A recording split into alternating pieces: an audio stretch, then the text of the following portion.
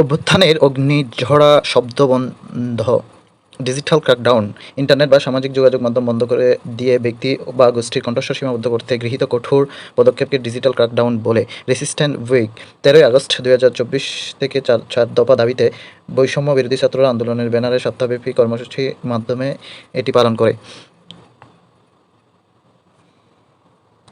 দ্রোহযাত্রা programme. দ্রোহ অর্থ হচ্ছে অন্যায়ের বিরুদ্ধে রুখে দাঁড়ানো বা বিরোধিতা। 1 আগস্ট 2024 জাতীয় প্রেস ক্লাবের সামনে দ্রোহযাত্রা নামে বিক্ষুব্ধ নাগরিক সমাজ এই ব্যানারে একটি সমাবেশ ও মিছিল অনুষ্ঠিত হয়।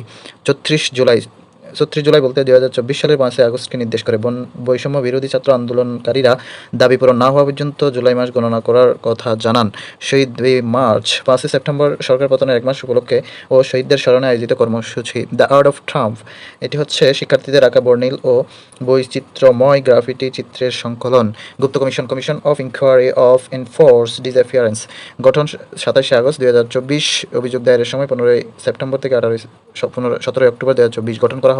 তদন্ত commission. Commission of inquiry ICT 1956 ধারা 3 বলে। সদস্য 5 জন। সভাপতি বিচারপতি মঈনুল ইসলাম চৌধুরী। বিষয় 6 জানুয়ারি 2009 থেকে 5 আগস্ট 2024 সাল পর্যন্ত এই সময়ের মধ্যে গুমের ঘটনার ভিকটিম নিজে অথবা পরিবারের কোনো সদস্য বা আত্মীয়স্বজন বা ঘটনার প্রত্যক্ষদর্শীর অভিযোগ জানাতে পারবেন। দপ্তর গুলশান এভিনিউ, ঢাকা।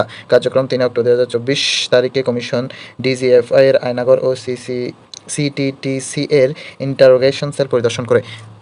জুলাই স্মৃতি জাদুঘর হবে গণভবনে। সিদ্ধান্ত হয় 5 সেপ্টেম্বর 2024 তারিখে অন্তর্বর্তীকালীন সরকারের উপদেষ্টা পরিষদের 5ম বৈঠকে। জাদুঘরে উপস্থাপিত হবে গত 16 বছরের গুম, বিচার বহির্ভূত হত্যাকাণ্ড, গণঅভ্যুত্থানের 36 দিনের ঘটনা, গণভবনের ইতিহাস। 1974 সালে গণভবন নির্মাণ কাজ শেষ হয়।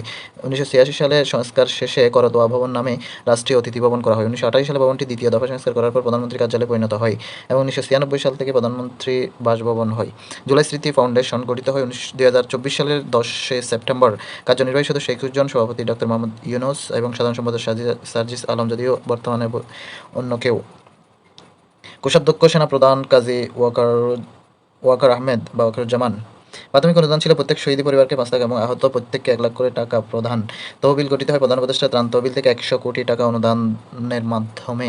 প্রধান নির্বাহী কর্মকর্তা হচ্ছেন মাহবুবুর রহমান স্নিগ্ধ, যিনি শহীদ মুগ্ধের ভাই। এরপরে গণঅভ্যুত্থান সংক্রান্ত বিশেষ সেল গঠিত হয়। অদম্য 24 হচ্ছে জুলাই বিপ্লবের প্রথম স্মৃতিস্তম্ভ, জাহাঙ্গীরনগর বিশ্ববিদ্যালয়ে অবস্থিত। শিল্পী হচ্ছেন জাকির হোসেন। 3টি আগুনের শিখা নির্দেশ করে সাম্য, মানবিক মর্যাদা ও সামাজিক ন্যায় বিচার। জুলাই স্মৃতি উদ্যান 3 জানুয়ারি 2024 উদ্বোধন করা হয়। অবস্থান হচ্ছে মাসলাই, চট্টগ্রাম। পূর্ব নাম ছিল জাতিসংঘ পার্ক। 2025 সালে 3 জানুয়ারি শহীদ ওয়াসিম উড়াল সড়কে আনুষ্ঠানিকভাবে যানবাহন চলাচল শুরু হয়।